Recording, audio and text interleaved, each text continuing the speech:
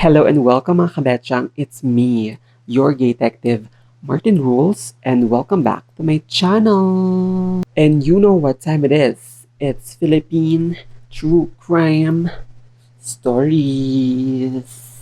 Kumusta kayong lahat? I hope you guys, girls, and my non-binary friends are safe and healthy. Kung bago pala kayo sa aking channel, hello, my name is Martin, and tuwing Huwebes gumagawa ako ng video tungkol sa totoong krimen o misteryo na nangyari sa Pilipinas habang nagmi-makeup. Kaya naman, kung interesado ka sa ganitong klaseng content, I highly suggest na mag-subscribe ka na sa aking channel for your peace of mind. Ganon! Huwag mo rin kalimutan na i-click yung bell button para naman ma-update ka pag meron tayong bagong uploads. And lastly, if you have any questions sa topic natin for today or sa mga makeup na i-apply ko, huwag kayo mahiya na magtanong sa comment section below. So last week, kung naalala nyo pa, pinag-usapan natin yung happily never after na story ni Maylene Maymay Sinambong.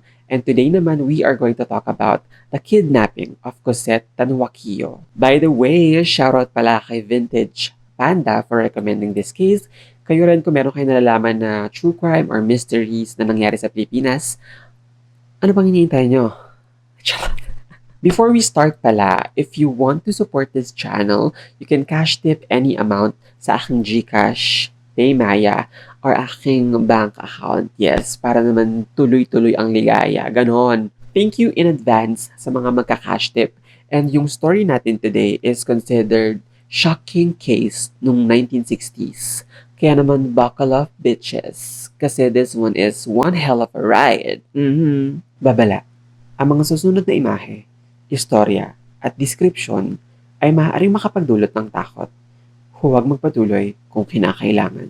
So, the story began noong November 16, 1964, kung saan si Corazon Cosette Tanjuaquio, 15 years old, anak ng kilalang mag-asawa na si Sixto Tanjuaquio and Juanita Valenzuela from Guagua, Pampanga, ay senior high school student sa Mary Knoll College na kilala ngayon bilang Miriam College. Nagstay siya sa bahay ng tito at tita niya na si Bienvenido Cancio and Lourdes V. Cancio sa may 90B Gonzales, Loyola Heights, Quezon City. Sobrang convenient nito para sa kanya kasi across lang ng street yung school niya kung dito siya tutuloy sa tita at saka tito niya compared sa ilang oras na biyahe kapag manggagaling siya sa Pampanga papunta sa school sa QC. Monday nung araw na yon, nasa room niya itong si Cosette sa may ground floor ng bahay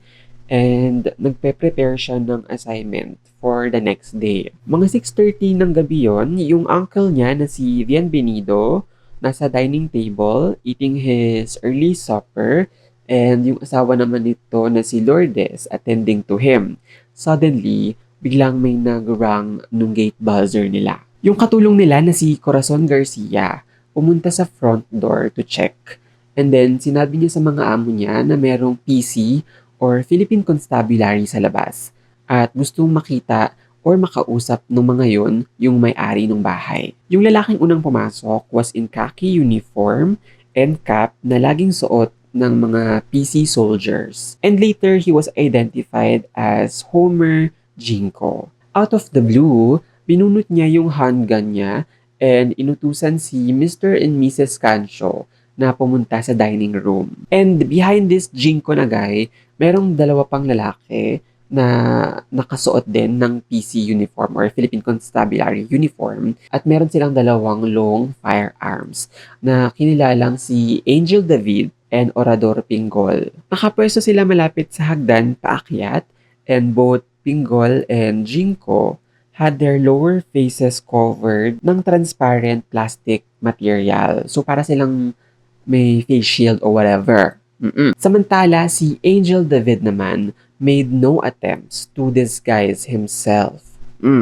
Born ready ka, girl. Char. Tsaka meron pang isang lalaki wearing civilian clothes na nakitang nakatayo sa labas ng bahay. Si Cosette, unaware sa nangyayari, lumabas siya ng room niya para maghapunan. Pagkabukas niya pa lang ng pinto, nakita niya na agad yung kasambahay nila na si Corazon Garcia na may sumusunod ditong uniform man with a gun. That man was Angel David. And nung nakita niya si Cosette, inutusan niya ito na mag-proceed sa dining area kung saan nandun yung iba pang kasama niya sa bahay. And then, habang naglalakad siya, kasi parang malaki siguro yung bahay, no? Parang, okay, lakad-lakad na ganyan. Biglang, paglingon niyang ganun sa may hagdan, she recognized Orador Pinggol. Oh, parang, and this bitch is familiar. Ganyan. And nakilala niya ito dahil nagtatrabaho si Pinggol dati sa rice mill ng tatay niya.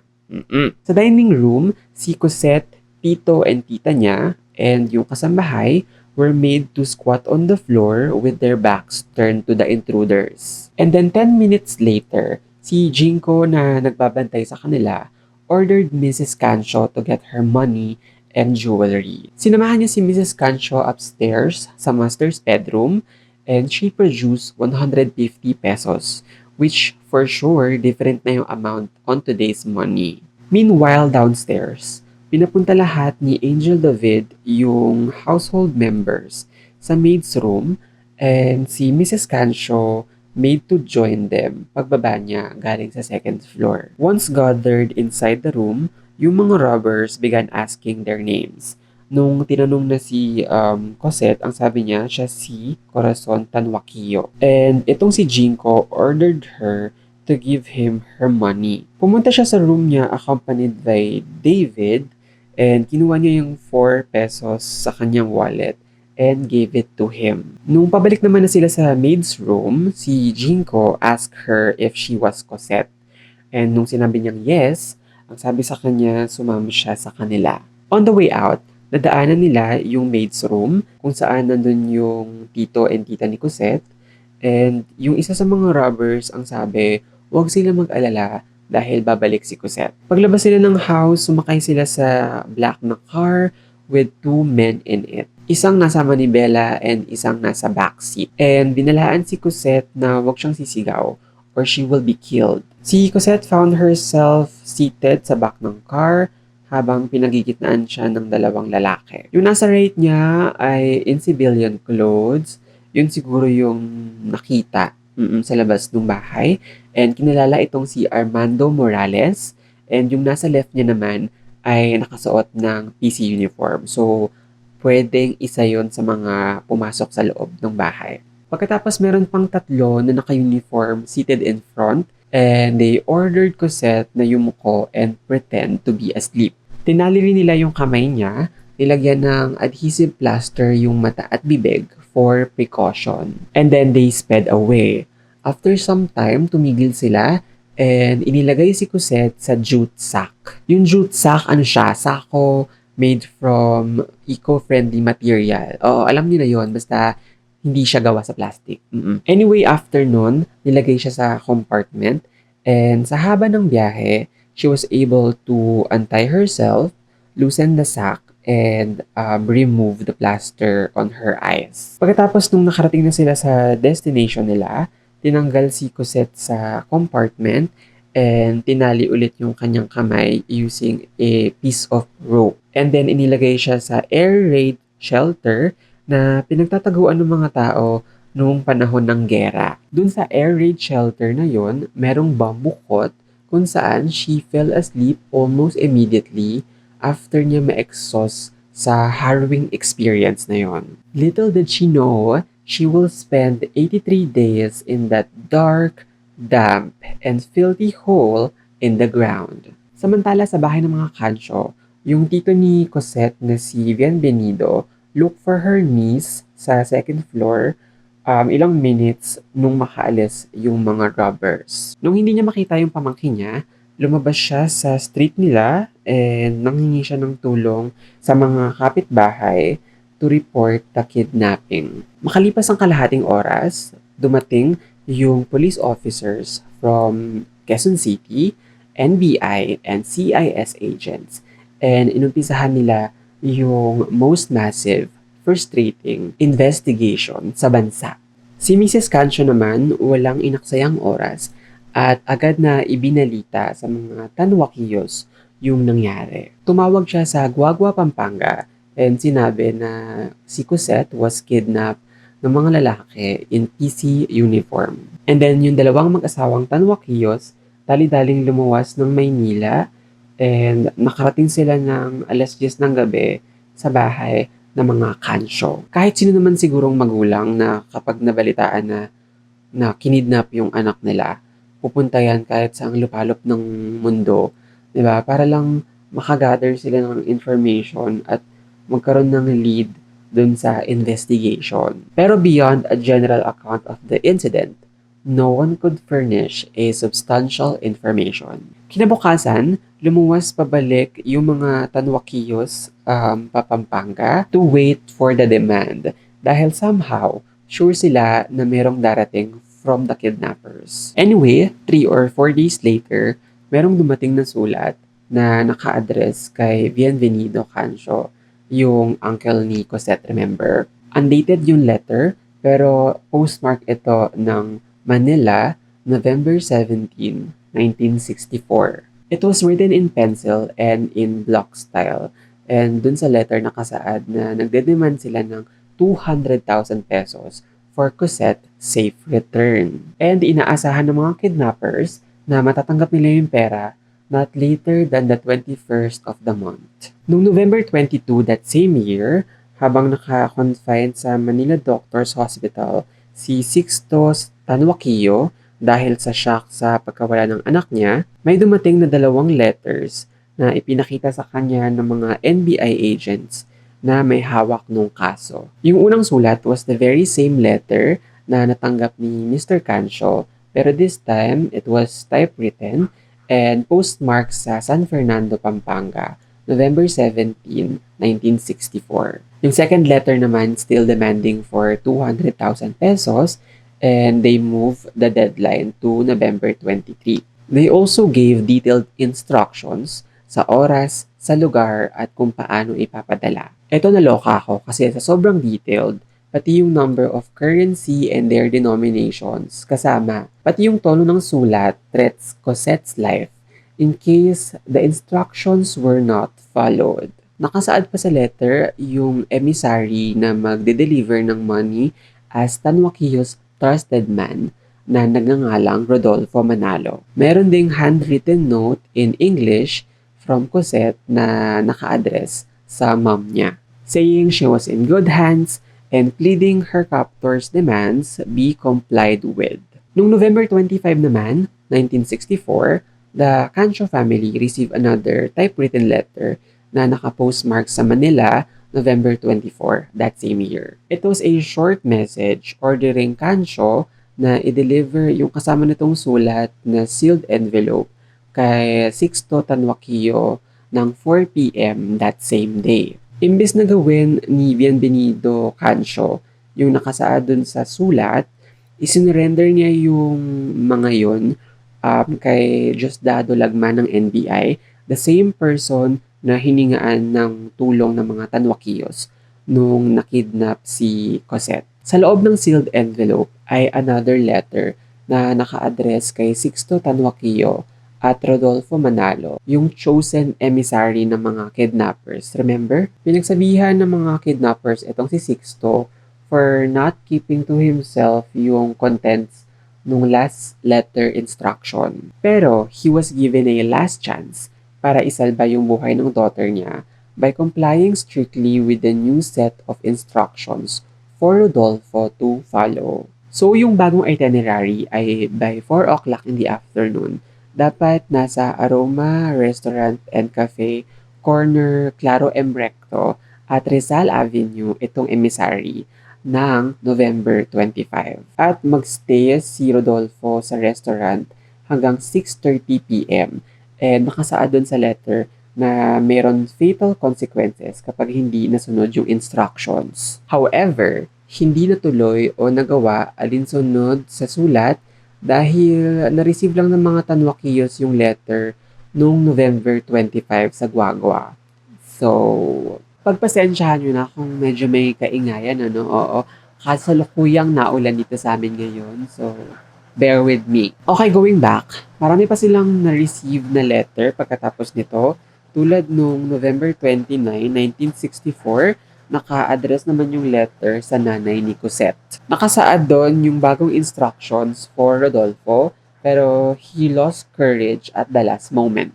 Yung isang sulat naman naka-address sa anak ni Sixto Tanjuaquio na si Milwi Tanjuaquio. This time, nagde-demand naman sila ng 50,000 pesos na i-deliver sa Angeles City ng 9 o'clock ng gabi, December 16, 1964.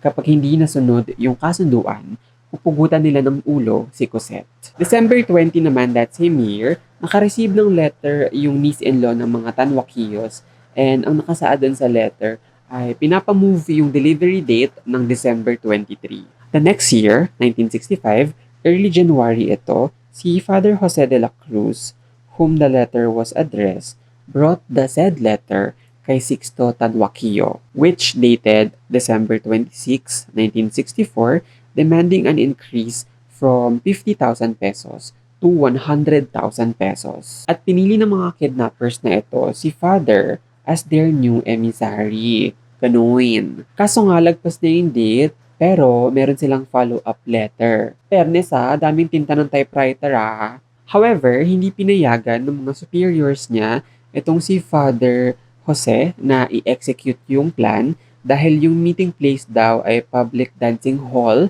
or cabaret. Another typewritten letter yung natanggap nila dated January 5, 1965.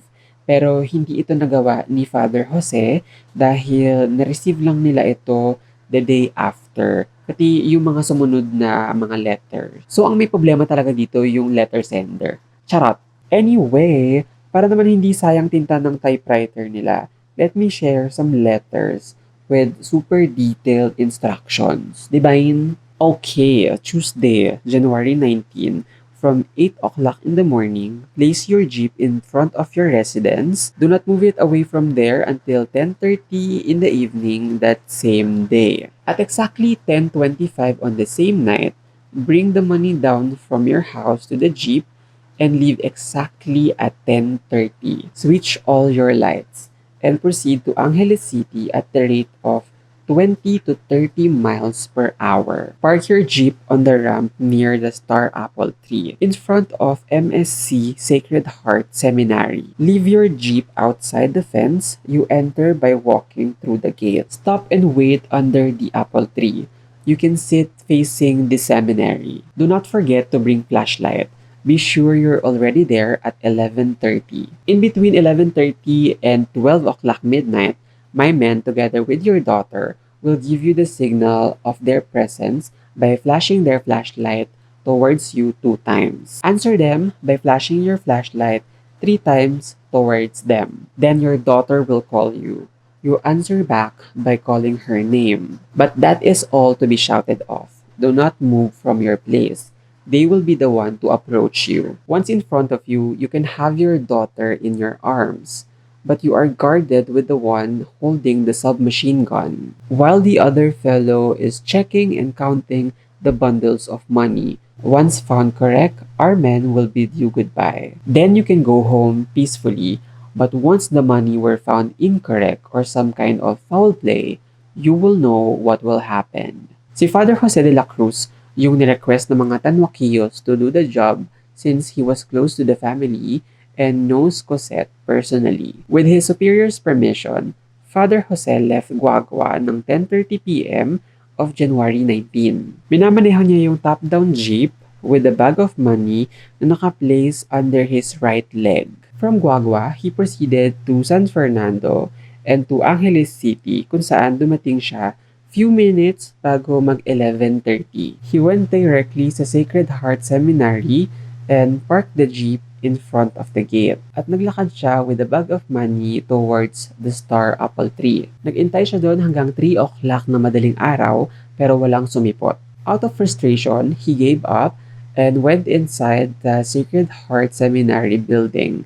And then si Mr. and Mrs. Tanjuaquio later came to pick him up para iuwi siya. Not long after, nagpadala na naman itong mga kidnappers ng letter na naka-postmark sa Sexmon, Pampanga noong January 21, 1965 and naka-address ito kay Sixto, explaining kung bakit hindi sila nakasipot doon ay dahil Hindi daw kinaya ni Cosette yung long trek from their hideout to Angeles City. Tapos minove nila yung date ng January 23 with the same instructions, with Cosette's handwritten note explaining na she's not feeling well nung January 19. Kaya nung January 23, nag-drive ulit si Father pa Angeles City to do the mission. Ininform ni Sixto si Father through telephone ng seminary na hindi makakarating itong mga kidnappers. Dahil si Sixto had received a long-distance call from Manila from someone named George saying na hindi nila i-release si Cosette that night. And that George advised Sixto to follow the same instructions or procedure the next morning. Father Jose niyo pagod na, char. Pero kahit na masakit yung sikmura ni Father Jose, pumunta siya sa meeting place. This time, accompanied ng isang pare na si Father Roque. But as a ghoster, itong mga kidnappers failed to appear again. Lumipas ang mga araw, walang natanggap na sulat ang mga Tanjuaquios from the kidnappers and wala rin silang update tungkol sa kalagayan ni Cosette. Also, the authorities had not uncovered any tangible lead as to Cosette's whereabouts. And then, by the end of January, merong sealed envelope na may nakasulat na Rush, ang iniwan ng unknown courier sa tapat ng rice mill ng mga Tanjuaquios sa Guagua, Pampanga. Naglalaman ito ng sulat dated January 25, 1965, explaining na kung bakit hindi nakarating si Cosette and yung kidnappers nito dahil nakatanggap sila ng information from their intelligence that the city of Angeles is burning hot. Pero may nakalakip na bagong instructions sa letter na ito. So, ito yung sinabi. Place that jeep in front of your residence 8 o'clock in the morning, January 26. Do not move it until 10:30 in the evening. At 10:25, bring that money down with your one-man Reverend Priest representative. Tell him to proceed to the new meeting place at the rate of 20 to 30 miles per hour, with all switches of lights on. Starting from Guagua, follow the road leading to Porac. About 4 or 5 kilometers before reaching Porac, you will see a schoolhouse on the left side of the road.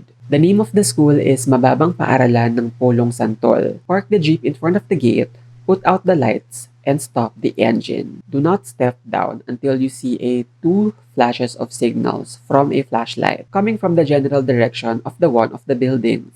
Then you signal back 3 times towards the direction where the signal come from. You alight then from the jeep and proceed inside the premises of the school. You will hear Cosette shout these words, "Daddy, narito ako." Then the priest will answer back saying, "Cosette, ako si Padre." The priest will shout his name to be recognized. Then Cosette and our 2 men will approach. Do the exchange, the checking. There will be 60 bundles in all, as indicated before. If okay, the 2 men will disappear.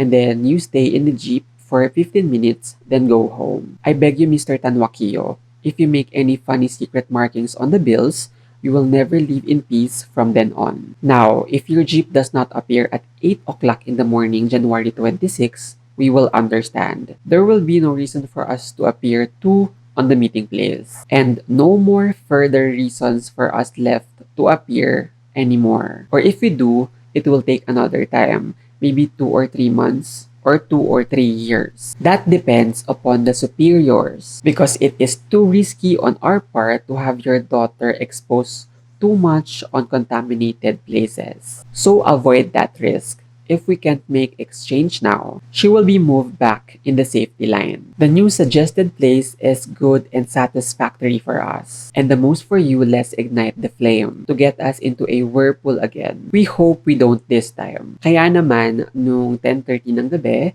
January 26, si Father Jose started to travel sa Pulong Santol. Yung Pulong Santol ay isang baryo between Porac and Santa Rita, Pampanga. So habang nagta-travel itong si Father, nasa baryo Sinipit, Santa Rita siya, meron siyang nakita mga unidentified men na sumusunod sa kanya at sinimulan siyang paputukan. Pero luckily, hindi siya tinamaan. And sa baryo Dila-Dila rin, nakarinig siya ng mga series of gunshots. So binilisan niya yung pagdadrive hanggang sa he could hardly control the steering wheel. And then he realized baka natamaan yung gulong. Nung tumigil siya para i-check, merong dumating na jeep with 5 armed men. They offered help na palitan yung flat na gulong and nag-volunteer din sila na i-escort si Father sa Porac. Since may malaking perang dala si Father at ang fishy nitong mga to, out of the blue, bigla-bigla na lang mga te, si Father Jose politely declined their offer. Instead, humingi siya ng tulong sa barrio captain para i-accompany siya sa pinakamalapit na army detachment. From there, he was escorted by army soldiers to Guagua, kung saan nakarating siya ng 1:30 ng madaling araw. Nakipag-meet siya sa mga Tanjuaquio sa isang chapel, kwento niya yung nangyari sa kanya, and sinuli niya yung ransom money. Itong exhausting na events na ito was the last of it. After nito, wala na natanggap na letter yung mga Tanjuaquios from the kidnappers. So wala kang update from the kidnappers, and wala pa ring leads itong mga authorities.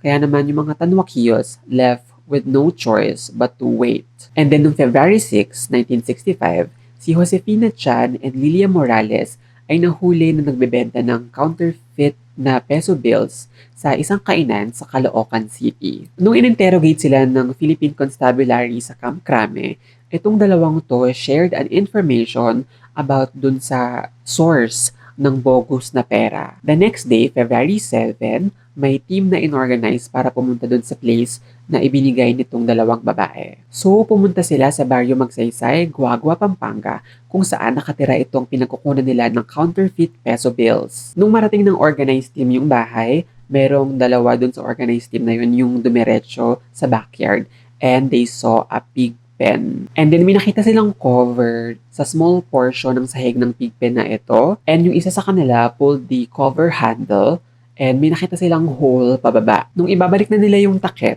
mayroon silang narinig na boses coming from the hole. Oh my God, Satan? Instinctively, ang sabi nitong mga authorities, huwag kang manlaban, and then tinutok nila yung barel dun sa butas. The bamboo near the opening began to move, and may nakita silang lumabas na kamay. The agent took hold of it and then hinila siya palabas. That man was Orador Pingol, dating nagtatrabaho sa rice mill ng mga Tanjuaquios at isa sa mga kumidnap kay Cosette. So, nung nakuha siya, tinurn over siya sa team leader. Pagkatapos, meron ulit narinig itong mga agents na voice coming from the hole. Nung na-rescue siya, the young girl was looking weak, haggard, and emaciated, and was later identified as Cosette Tanjuaquio. Kaagad naman siyang sinugod sa V. Luna General Hospital sa Quezon City, where she stayed under medical treatment for 9 days. Meanwhile, nung nagsagawa ng search doon sa may dugout, may mga na-recover na PC uniforms, Persian cups, revolver, paraphernalia sa paggawa ng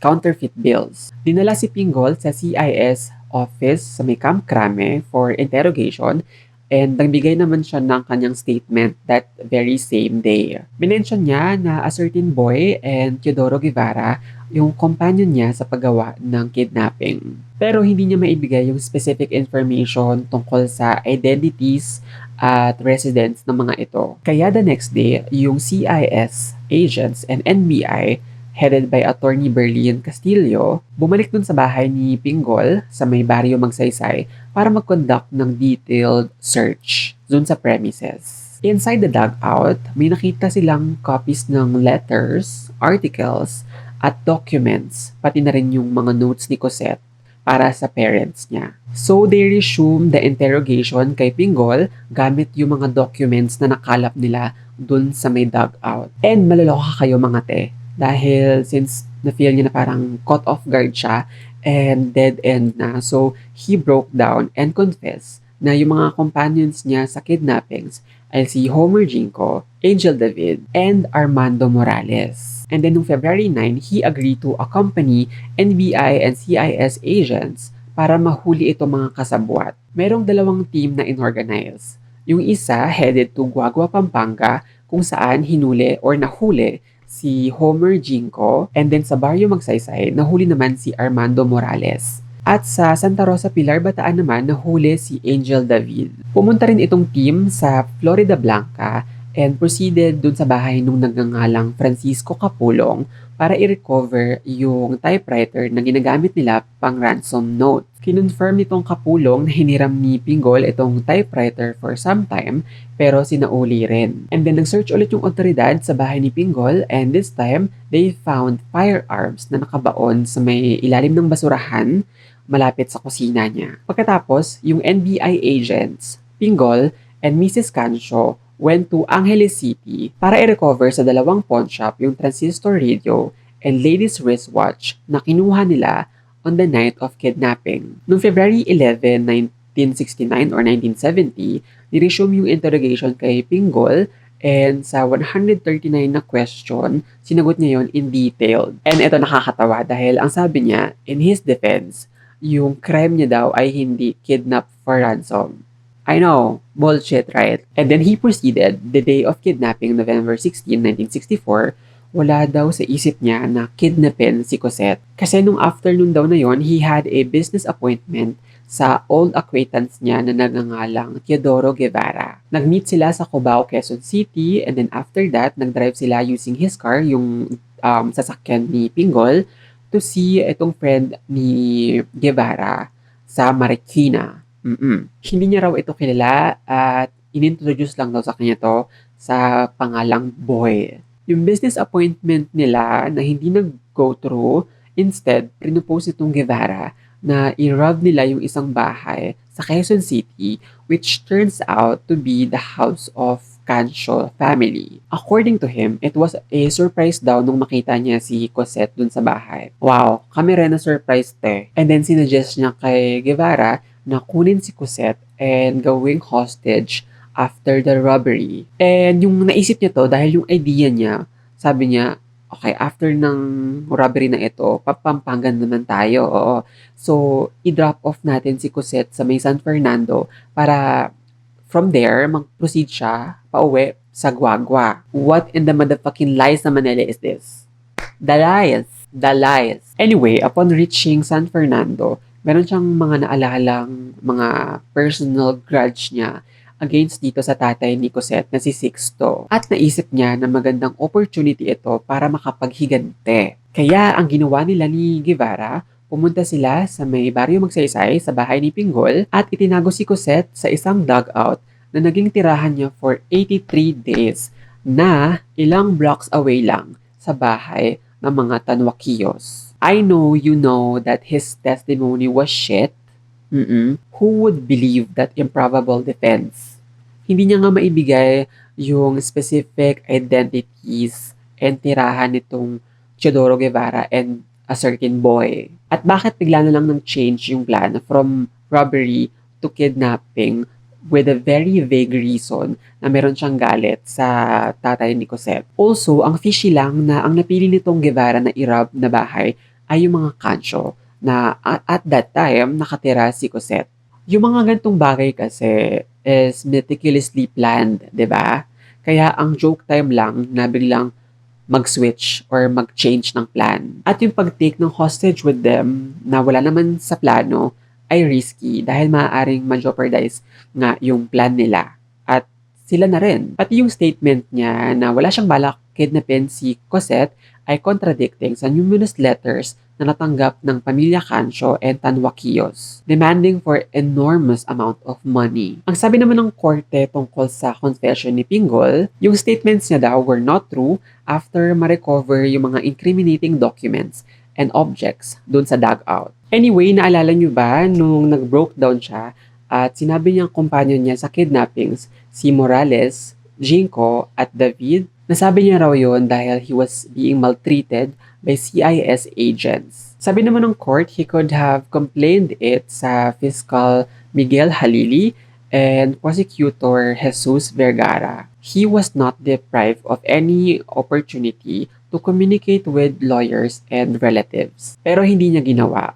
And if he raised his concern and complained early on, the court would have ordered his confinement elsewhere. Yung claim niya raw na maltreatment ay very contradicting naman because sabi, no man will ever choose to live in the custody of his tormentor. And his changing of confessions and evidence pointing at him establish his guilt. Samantala si Homer Jinko naman denied any participation sa kidnapping at yung alibi niya, he was at a bowling hall sa Santo Tomas, Pampanga noong November 16, 1964. Yung councilor ng nasabing municipality na si Inocencio Bilingan, ang sabi na andun daw si Homer Jinko sa place hanggang 10 p.m. At merong 2 bowling score sheets under Homer's name, number 485 and 488. The court concluded na nung naglalaro si Jinko, it was already late and it's possible for him to be in Quezon City ng alas 6 ng gabi since 60 kilometers lang yung distance ng Quezon City to Santo Tomas. And kaya itong i-travel ng more than 1 hour using motor or car. Also, di ba, naalala nyo ba nung sinabi ni Pinggol sa kanyang statement na after nilang kidnapin si Cosette, tumigil sila at inilagay sa jute sack at compartment yung biktima. At pagkatapos dumiretso sila sa bowling alley kung saan binaba nila si Jinko so that he could return to Manila the next morning para i-send or i-deliver yung unang ransom letter. And since clearly no defense yung alibi niya, he was identified as one of the armed men na pumasok dun sa bahay ng mga kansyo. And then Jinko tried to explain naman na yung unang ransom letter na nagdedemand ng 200,000 pesos ay request ni Pinggol who told him na gagamitin ito to play a joke on someone na taga Quezon City. The lies again, honey. Anyway, sa Revised Penal Code na 267, nakasaad doon na illegal detention and kidnapping is committed when a private person kidnaps, detain, or otherwise deprive another of his liberty, where kidnapping or detention was committed for the purpose of extorting ransom from the victim or any other person. The penalty provided by law is death.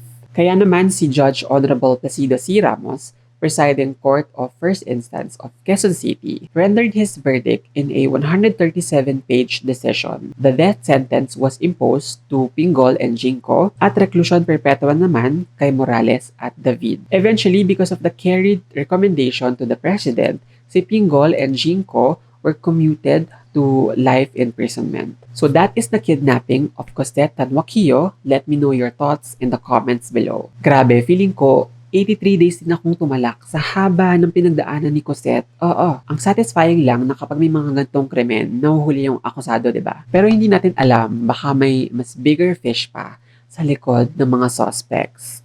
By the way, meron ba tayong lawyers in the house? Yes. Meron lang akong tanong, oo. Kasi curious ako and hindi ako sure kung death pa rin ba yung penalty sa Article 267 ng Revised Penal Code. Since yung capital punishment nga or yung death penalty were abolished, di ba? Nung time nung nangyari ito, possible, 1960s. Pero now, hindi talaga ako sure. Well, nagugulan ako, oo. Please help me sa comment section below. Please, sagutin niyo yung tanong ko. Sa mga magtatanong about Cosette, wala nang update sa kanya after nung kidnapping and I'm not really sure if she's still alive or whatnot.